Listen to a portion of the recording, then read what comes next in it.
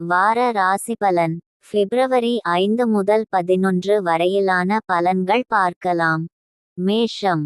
இந்த வாரத்தின் தொடக்கமே உங்களுக்கு சிறப்பாக அமையும்.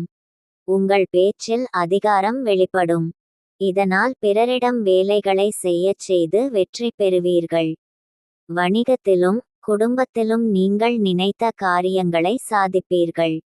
பெரிய முடிவுகளை எடுக்கும்போது குடும்பத்தினரின் ஆதரவு கிடைக்கும்.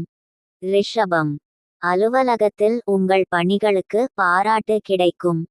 உங்கள் அறிவார்ந்த செயலால் நிலுவையில் உள்ள பணிகள் அனைத்தையும் நிறைவு செய்வீர்கள்.